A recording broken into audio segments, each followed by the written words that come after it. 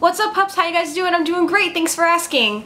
Can I just tell you guys really quickly how exceedingly excited I am that it's getting cold outside?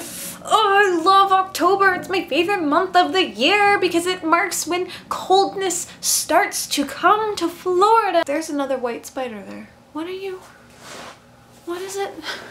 Oh my gosh. It's got its eggs up there. Oh no, no. Oh no, no, my friend.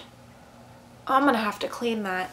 I'm gonna have to spray something like Windex or water or something. That's not okay. So I happened to be browsing my YouTube subscriber box thing and saw that Mike Falzone made another video, like he does, about things that are on his mind, and this time it was about irrational fears, and he talked about people who have irrational fears and his irrational fears, and it got me thinking about my irrational fears because I think we all do have them, and so I decided to tell you guys some of my irrational fears and invite you all to tell me about your irrational fears in the form of comments or video responses. So without further ado, let's get on to the irrational fears of my brain.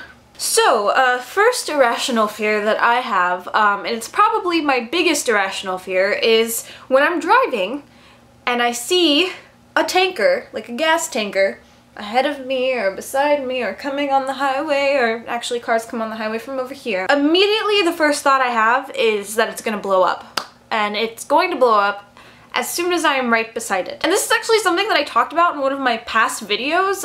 It was the video where I was driving to Harry Potter World for the first time, and I actually passed a tanker, and I mentioned that it was like an irrational fear I had. So yeah, I'm just really always afraid that tankers are gonna blow up. I guess I've seen too many action movies, or maybe I'm just paranoid, but that is definitely my #1 irrational fear, is that I will be blown to smithereens while driving alongside of a tanker. Another irrational fear that I have is that when I get into an elevator, it's going to snap and crash. I guess depending on which way the elevator is going, it would determine which way we're going to crash, but you know, if the rope snaps and then we fly up and like hit the ceiling and die, or if it snaps and we fall down and we die because, again, with the explosion thing, I would just assume that if you smack really hard into something like that, and in the movies the elevators always seem to blow up. So, I don't know, that's another thing that scares me. So I'm not really good with elevators. If there's stairs, I will try to take the stairs, unless I'm on like the 20th floor of something and I'm like, I'm not in shape enough to walk this amount of stairs, so then I will take the elevator. But yeah, that is definitely, it's definitely top 5. I think that I only have about 5. At least 5 that I can think of. So yes, elevators crashing while I'm inside them. Needless to say, I'm not so good with riding Tower of Terror at Disney World. It's, I hyperventilate and I cry, and there's many people who have ridden it with me and have seen me cry and hyperventilate and will drag me on the ride to watch me cry and hyperventilate, so it's not something I enjoy. Yeah, man, it's not something I enjoy, man. I don't really enjoy that, man. I don't know. If you know where that's from, 10 points for you. Another weird fear that I have is that when I come home late, actually I guess when I come home and it's dark, I guess it really doesn't matter how late it is, I have this weird irrational fear that I'm gonna be walking up to the door of my house, or when I'm getting out of the car, someone's going to grab me, and it doesn't even have to be someone, it could be something. Just in general, like if I hear a snap, like a twig snap, or rustling of leaves, and I'm always looking at the bushes when I'm walking up to my house, and it's something that I do now almost automatically. I just kind of always like looking at the bushes, like, is someone gonna jump out at me? Is someone gonna jump out at me? Same thing goes with going outside at night. Like if I'm going out to my car to go somewhere, I'm always paranoid that there's gonna be someone hiding underneath my car, and when I'm going to get into my car, they're gonna like cut my ankles and I'm gonna fall to the ground. Yeah, so I guess in general I'm just kind of terrified that I'm going to be attacked by, if not another human being, then by like a monster creature, like a zombie or a werewolf or a vampire or sea lagoon canal creature or something along the lines of that, and that doesn't sound like a good time to me, so I don't really want that to happen. Alongside of this fear goes another fear that I have, and it's actually a created fear. I think all of these are created, so I don't think really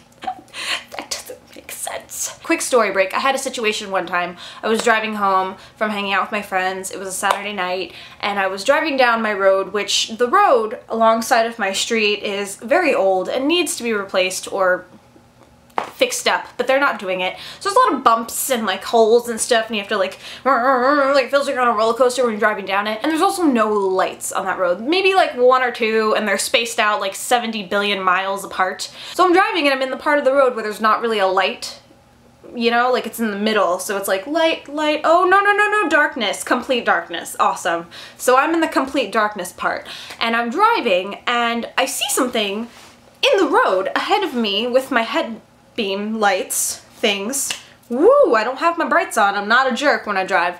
But I had my lights on and it caught a silhouette of a creature that I thought was possibly a horse, because I do live in an area where there's a lot of horse stables, so I figured maybe there's a horse that got out. Okay, that sucks. So I'm driving and I'm getting closer and I'm slowing down, and I'm trying to look and see what it is, because it's, now I'm getting a little bit nervous, like that little tingly feeling in your stomach's starting to happen, and I'm like, what is it?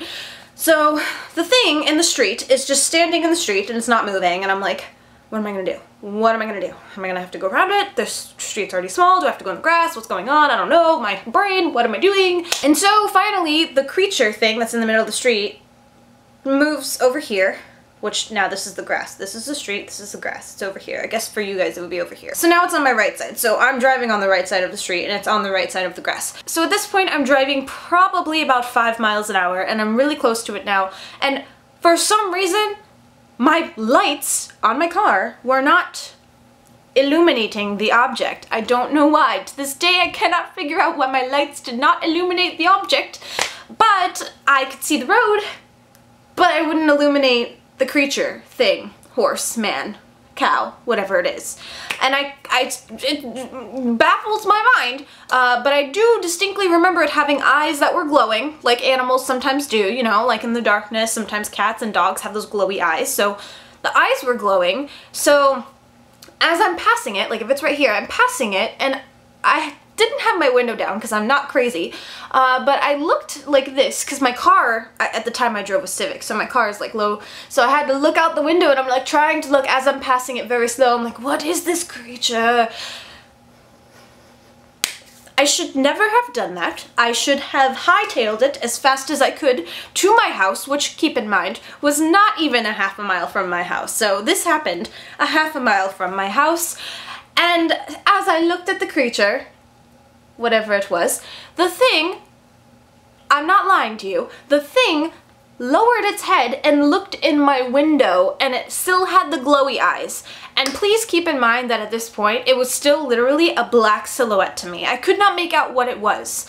It was just looking at me in my car, and literally as we made eye contact, I felt everything in my body just, woo, there it went. Like, it was just like tingles everywhere, and I felt like I was in danger, and it was just this like weird feeling. I'm like, something is not right.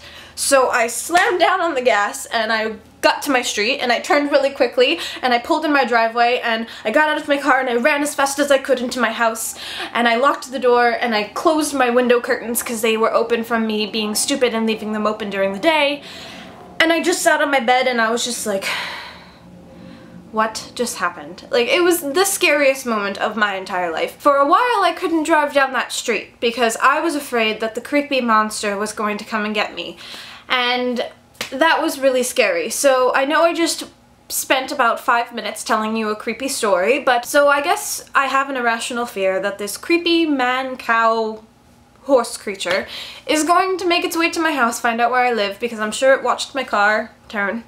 And I'm afraid that it will come and get me. And that just really frightens me, so that's another irrational fear I have, even though I feel like it's not irrational because it happened to me, and it's not, it's creepy. I don't like it. So another irrational fear that I have is that I'm just never going to like achieve any of my goals, because I feel like I have so many things that I want to do and attain and like go and be and blah blah blah, and I feel like it's like a weird fear of mine that I'm never going to achieve anything. Like, I feel like I'll always be at like a standstill. Like, I'll be like I'll see it, but I won't be able to grab it kind of thing. So that kind of scares me, that a little bit. So I guess that my irrational fears are not too different than other people's, or maybe they are, not tote sure, but go ahead and leave comments or make video responses and tell me. My phone is interrupting me. How dare you? So leave a comment or a video response, let me know what your irrational fears are, and we can share our stories together. And I can't wait to hear what your irrational fears are.